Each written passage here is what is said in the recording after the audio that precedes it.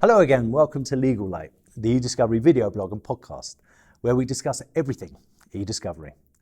My name is Matt Altass, CEO and founder of Altlaw eDiscovery. On today's show, we have a very special guest, Mr. Kent Teague. He's the owner and vice chairman of Leyton Orient Football Club. Now, what does a football club have to do with eDiscovery, I hear you ask? Stay tuned, you'll find out. So Kent, welcome. Thank you very much. It's great to see you. It's really good to see you. It's always a pleasure to see you. And thank you so much for coming across. Sure. Mind you, you didn't have to come far, did you? No, only from Texas, so not too far. Only 9 hours, not that bad. But you mean from Leyton? Yeah, not bad at all. So yeah, when I'm here, I stay in Leyton. It's fantastic. Well, of course, everybody over here knows you as that Texan that came over, bought Leyton Orient Football Club, turned its fortunes around. Correct. But you're actually, your background's all about technology, isn't it? Correct. Yeah, I'm a tech guy. So, you know, from the Leyton Orient perspective, it's just always something that I wanted to do, be involved in professional sports. And I've been known to help turn around situations or start up companies. And so Leyton Orient was, you know, in that same vein. We have gotten it turned around. We're on a proper trajectory now, but we still have a lot of work to do. A football club never ceases to need care and attention. And my technology background is really more about the fact that when I was very young, I learned how to do software development. I wrote some software. That software happened to take a company public. And then I went to work for Microsoft, and I worked in the retail area for Microsoft. I was in charge of all retail customers worldwide. So point of sales and all of that, that was the things that I was focused on from a retail perspective. Did some work in a company that did what we call managed hosting. Today, you would call it the cloud. It's where the cloud physically exists. And we built that company. We started that company in around 97 or 98. And we, you know, sold out of that business in 07, 08, 06, 07, 08, right in there. There were multiple outs. I've built ships in the Italian shipyards. I've done all kinds of other things, but primarily I am a technology, tech leverage software style guy. And in 2007, you started Iris Data Services. There were a group of us, right. An eDiscovery company. Correct. What led you from that to eDiscovery? Yeah, so what happened is that I have a friend of mine who called me and he said, I know about this litigation support situation, and, you know, this is back in 04 or 05. Right. And normally what happens is that the legal hold on information normally lasts anywhere from 7 to 10 years. You need to keep up with all the information, so in case something happens, you can go back and, you know, produce that information. And I had a really good friend of mine at Microsoft who was in charge of the SQL spec and was, a co-author of the SQL spec, a co-author of the Exchange spec, and a co-author of the Outlook spec. And he indicated to me, did I understand how much information had been documented electronically from 1995 through 2005 in that 10 years. And back then, we thought it was a tremendous amount of information that had been documented from a technology perspective. Word, Excel, you know, Microsoft PST files, and, you know, that sort of thing. Texting hadn't really started yet. We were just on the verge of getting that. And so he said to me, this litigation support, if we can figure out a way to be the nerds behind the law firm who are supporting the corporate client, we could build a business, a really nice business, around the idea that we're the ones who help them get all of the information they need, and that we can do it in a forensics manner that the courts will look at and say, okay, these are the emails and they have been deleted or they haven't been deleted or whatever, and this is the, you know, this is the information set that really we need to have reviewed and looked at and then, produce to the other side.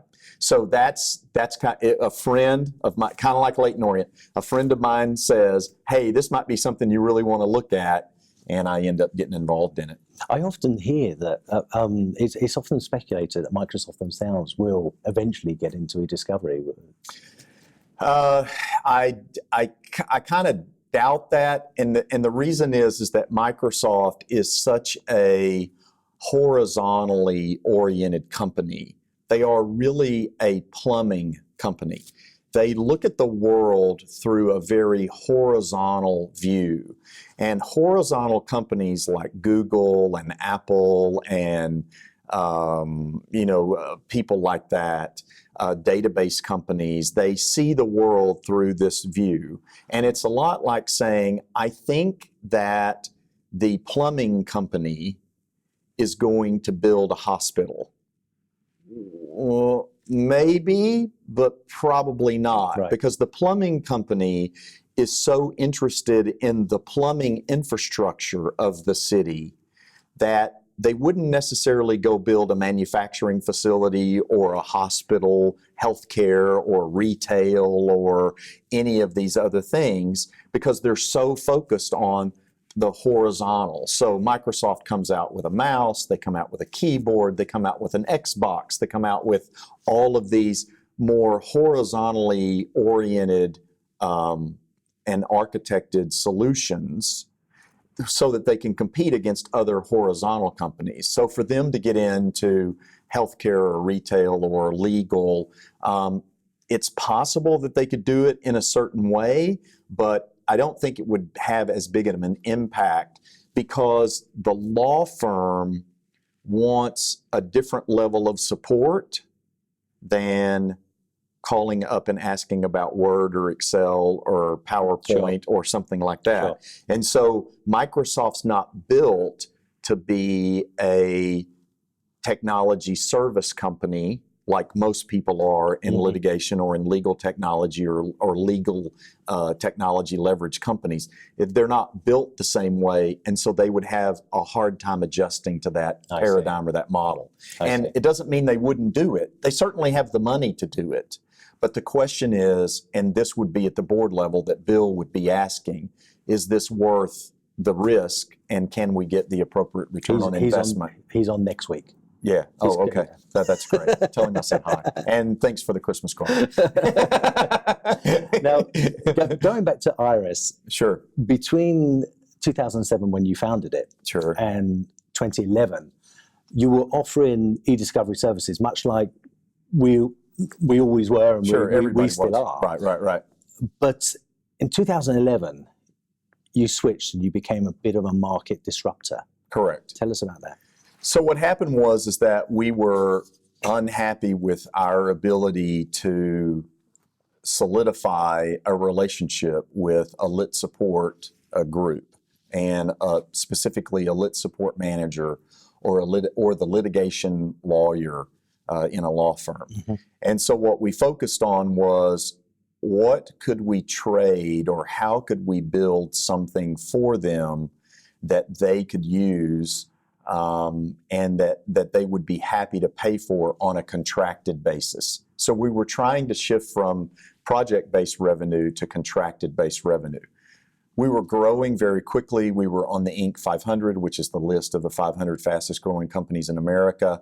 And we knew that we had solid ability, but we were also being asked by some of our primary customers, can we have a different relationship? And is it possible that, as opposed to us giving you the information and you run the projects, is it possible that we give you the information and we run the projects? So we built out this managed service offering primarily focused on two strategies. Number one, a law firm doesn't want to get involved in capital expenditures. So is there a way for us to take on the CapEx risk and have the law firm not have a CapEx risk? So in their litigation support area, they don't have to go out and buy all the computers and Relativity and all the software and all the hardware and all the, Nuix and all those things. Sense. Yeah. And so then we tested it with these firms, and they were like, "Oh, yeah, no, that would be fantastic." And then the thing that became difficult was, can we trust you from a contracted revenue perspective? So initially, the deals that we signed had a pretty short contract fuse on them in case we didn't do well. Yeah. But it worked out really well, and we had captured about 20 of the Altlaw 200. And we were in negotiations with 50 of the Altlaw 200, and that's when other people in the industry said, we have got to either slow these people down or stop them or own them or something. Yeah. And then that's when we, we were acquired. Yeah. We manage a few of these instances with law firms in London, but on the whole, particularly in our market, and we deal more with the small to medium-sized litigation-focused law firms over here. Sure. And the focus on costs seems to be very granular. It's attached to a particular project as opposed to the firm that want to own that cost. Correct. How did you find, because you were over here for a short while before you were acquired, how did you find? Well, that is a global phenomenon. And the reason is that the law firm needs to be able to accurately and appropriately bill their customers for work that's done on their behalf. So there are sort of two answers to that. First of all, I don't think that we had a tremendous impact in the UK. I'm not sure that we had a lot of adoption, that adoption was maybe a little bit slower for us. And the market has moved on. We're talking, this is now, 7, 8, 9 years ago. The other thing I would say is that we ended up spending a lot of time on building software that did project tracking so that we could actually help from a computer usage perspective. We could help the law firm understand how many cycles or how much time they were really spending. Because when you charge them, it's kind of like, I'm going to rent you this space. Yeah. They have to know, okay, but how many loaves of bread went through the factory, and how many loaves of bread went over here, and how many loaves of bread went over there? And that's what we kind of had to figure out. And was it an exact science? Probably not. It might have been, it was close, but it was close enough.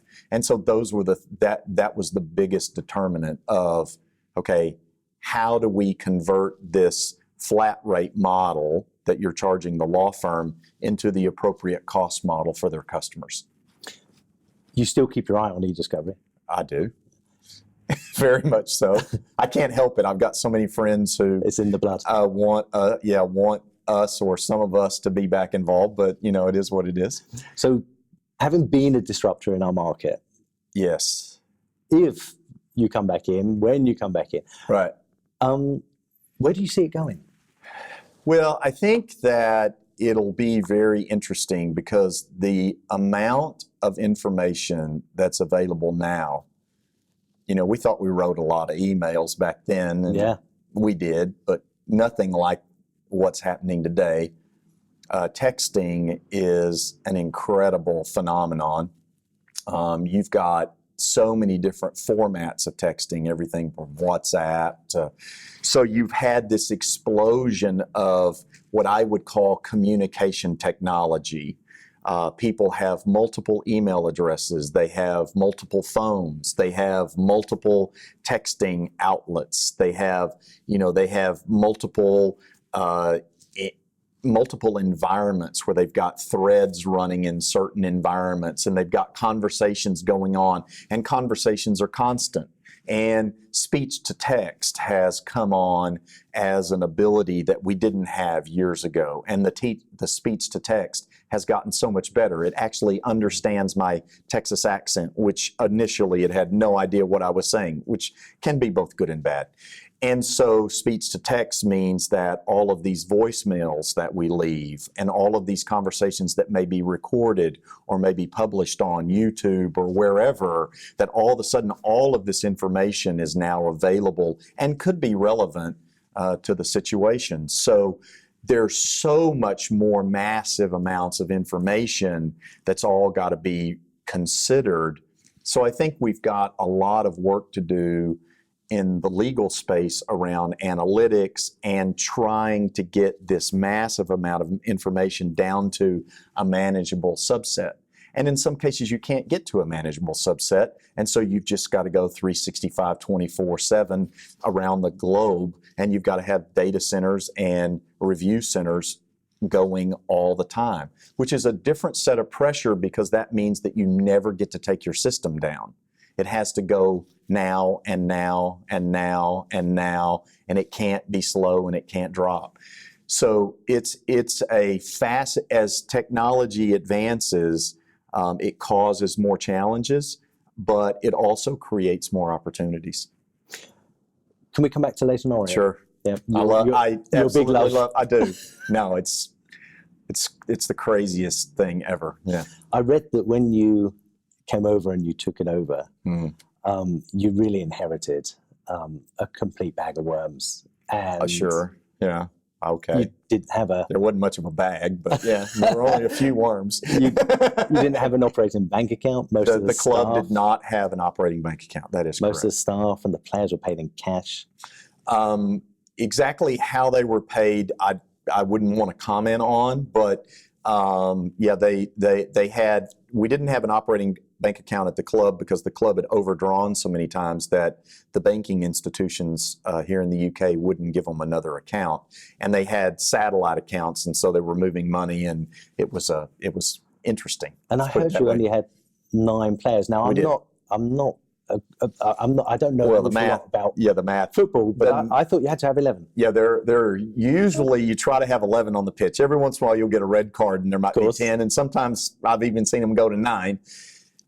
Yeah, we only had 9 players. They were all under 20 that were contracted, and the reason is that we had been relegated the year before, and there were automatic termination clauses in a lot of the contracts because when a group of people get relegated, their contract automatically goes away. So we didn't have enough players. We didn't have an operating bank account. We didn't have, a lot of things.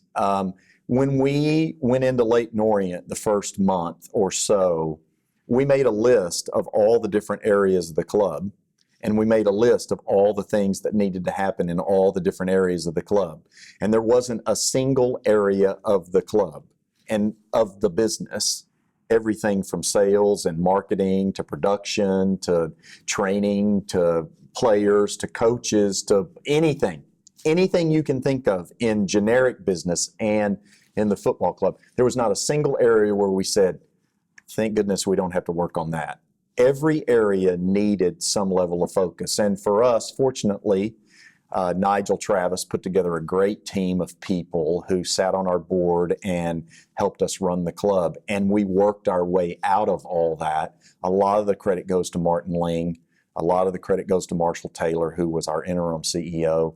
A lot of the credit goes to Nigel Travis for just, getting knee deep or elbow deep in elbow grease, where you're just like, we've got to get this done today and we've got to get this paid. And we just did what we had to do to get the business back up.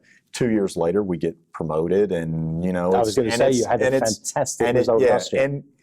And that's the great part about turnarounds, is that sometimes you find them in such a horrible state that you can't make it worse. It can only get better. Yeah. But for us, we certainly did not expect for it to turn around as quickly as it did, but we are very pleased, primarily for the fans and the players and the coaches and our staff, for how great it has been the last couple of years. Yeah. I read something yesterday that made me laugh. When the fans call you a savior and you say, don't call me that. Please don't call me that. My mother doesn't like it. Yeah, my mom doesn't like the way we treated the last one. That's what I say. Eventually the way we treated him was pretty bad. And so, yeah, my mom doesn't. The thing is that I'm not a savior. I'm just not. I'm just a guy. I'm just Kent, and that's what they call me most of the time. I'm just Kent, and I have some things I'm pretty good at. That happened to be one of them, this turnaround type thing. And we had principles that we built at Microsoft. We had principles that we built at Vera Center. We had principles that we used at Iris. I have principles that I use in my life and with my family, and those generic principles, they work when you work them. So I just try to be very balanced and caring and loving, and like you've said before, I've tried to put karma on my side as opposed to it being against me. And, it's just worked out. And so I'm very happy for everyone involved at Leyton Orient Football Club that, we got to where we got last summer. We're not where we want to be this year, and we got work to do, and all that. But that's part of a football club, is they just no offense to the Arsenal fans, but most people don't finish in the top four 20 years in a row. But that they can moan about that when they want to. You famously said you'll probably lose all the money. Oh no, it's already all gone. It's all gone. It's all gone. So you may as well just say it's gone. You said it's better to do it that way than to say, well, I'll try to get some of it back, or I'll figure it out. Yeah. But you said at least you'll have enjoyed your life. Yeah, no, it's not. Leyton Orient was not about making money. It was about doing something I'd always wanted to do. Some people, they want to go see the Great Wall of China, or they want to go and they want to experience a certain, Gordon Ramsay's got some dish they have to have, right, and they have to have Gordon Ramsay make it. Or, there's like these bucket lists, and you make this bucket list, and, and I've got bucket lists, and I've got lists of lists of lists of lists. And this was on my list. And sometimes money matters and sometimes money doesn't. And in this particular case, it matters, but it doesn't matter as much as the experience of being involved in, and for me, it's being involved in a place where I know I've made a difference, and that difference has made a difference to a group of people or a community of people. And they have really enjoyed it too. Well, you're really plugged into the community. I mean, whenever I want to meet you, I'm often relegated by some school or something. Yeah. You're constantly at the schools. You're constantly appearing in their morning assemblies, sure, or having them as guests to the club. Yeah, absolutely. A community is a big part of that layer of football, and being involved in the community and having something to say. I have a unique voice in Waltham Forest Borough, but the only reason I have that voice is because my accent is so distinct, and the kids absolutely love it because I'm kind of one of them. And so it's just a lot of fun to help them understand that people are pretty much the same around the world. Kids are pretty much the same around the world. And it's a very diverse area anyway. But it's very diverse. Yeah. And that we all face kind of the same doubts and fears and issues and laughter and joy and family, and that there is no perfect anything, but we're all just trying to figure it out. And they take to it. They take to it because it's Leyton Orient, then they take to it because I don't sound right, and so it's all good. Oddly enough, you never actually say to them, work hard and do well at school, get good results, then everything will be okay. You talk more about making a difference, persistence, right, resilience. Well, the challenge is that in school, the vast majority of kids don't make what we call straight A's. No. You just don't, right? I've got a daughter, and she's almost made straight A's in college, and that's like impossible. So what happens is that when you're a kid and you're learning something new, you think everything should come easy to me, or else I'm a failure. And so what I want to try to get over to them is that what wins the day is persistence. I really think that Iris was primarily successful, and Microsoft's been primarily successful, and these other companies have been primarily successful just because we kept staying in the game. We just didn't give up. We just were very persistent. Innovative, yes, persistent mainly. And I think for kids and for family members and for people that I get the chance to talk to, my request is, if you really want something, just keep working at it, get a little better every day, and the next thing you know, you show up and you're like, I didn't realize it, we won the league. And that's how it works. Get a little better every day, but you have to be persistent.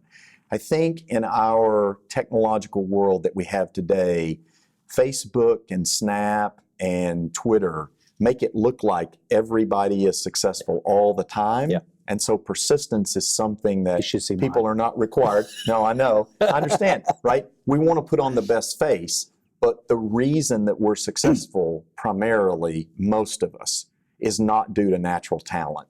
No offense. Maybe not Ronaldo. Okay.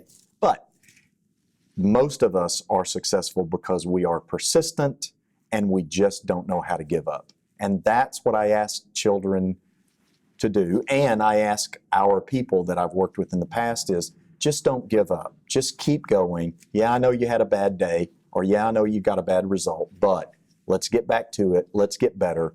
And I think it's a great message because everybody can do that. Yeah, no, absolutely. And the thing is that there's no person that I know that is fantastic at everything. Mm-hmm. We're all great at some things. Everybody's great at something. I mean, I know some people don't think they're great at anything, but they are. Yeah. They have a natural talent for something, and they're great at it. Most of us are pretty good at a number of things, and then some of us are just horrible at some things. You know, some are horrible at math, some are horrible at science, some are horrible at geography or geometry or whatever, right? But that doesn't mean that you can't be great just because you're not great at everything. In fact, I think that it's easier to be great when you know what you're great at and you just go do that all the time. And you do that in a way that's helpful for other people. And so you're focused on, how can I help you? How can I help you? This is the way that I can contribute to you. Mm-hmm. And I need you and everybody else to contribute to me because I'm not great at all these other things. That's how I think the world works. And I think that's how it was set up. And I think it's fantastically designed to be that way, and I'm okay with the fact that I'm just Kent, so it's all good. That's how I look at it. We have a spot we do with all of our guests. Now we're going to do generic knowledge, and I have none. I'm horrible at this stuff. Did I know, or who do I know, or something? It's called Did You Know? And so Did I know? Where we ask you something that the wider world won't know about Kent Teague. You want me to admit did you know crazies? Kent Teague? Did you know that Kent Teague, when he was a child, wanted to win so bad that he marked a deck of cards so he could go fish against his sisters? Well, now that is incredibly You've just admitted to terrible. The world you're a cheat. I know. I will cheat. I would have. I'm not as good at cheating anymore because I'm not as smart as I was back then. But, you know, I was so driven to win and wanted to win so bad that I would do almost anything, even at the detriment of my sisters. And it's interesting because now, 40, 50 years later, I have these conversations with my sisters about, I used to cheat at this and I used to cheat at that. And they all thought, man, I just never thought I was any good at anything. And you were just great at you were just always winning. And, I just had that. I think another thing that people would be amazed at is that when I was in my 20s, I was a licensed real estate broker. So I was licensed to sell real estate to other people to help them buy real estate. And I was a licensed commodity broker, so I could sell you commodities and options. Did you actually do any of these jobs? Yes, I did. I did. When I was in college, I sold real estate one summer just to, I got my accreditation and then made money and learned how to do it and did all that. I did some commodity brokering stuff, and I'm a licensed pilot, which most people wouldn't think. An IFR. I'm IFR twin engine rated pilot. Wow. So if something happens to the pilots on the plane, you and I are getting us down. We're getting down. We're not coming down. We're going to land. That's my fantasy as we're heading down the runway, hurtling down. That's my fantasy, that somebody comes over to the tannoy and says, "Is there a pilot on board?" Yeah, no doubt. I can do it. And the only reason is because I know how to talk to those people who are going to tell me what to do. There are lots of things that I've had the pleasure of doing in life. My 40th birthday party happened to be in Rio de Janeiro, an all-guys trip, which my wife is reticent to not remind me of at times. And I was in a samba club, so I danced in the stadium as a 40-year-old in their national stadium and was interviewed on Brazilian TV because I did not look like any of the rest of the dancers in the Samba Club. Stuff like that I've done that, most people wouldn't know about. But, I've had a phenomenal run of luck and a phenomenal run of hard work. So little stuff like that. I love the saying, you make your own luck, and the harder you work, the luckier you get. I do think that's true. I do think that's true. So yeah, it's been great. It's been great. Kent, it's been great having you here. Yeah, Thank you so much for coming across. Yeah, always great seeing you. Really, you come back again one day? Absolutely. Brilliant. Absolutely. All right, thank you. Thank you, Kent. Thanks for joining us for another episode of Legal Lite, the eDiscovery video blog and podcast. We've got many more episodes lined up with some very, very special guests joining us. So if you want to be notified, don't forget to hit the bell, subscribe, comment, and like. We'll see you soon.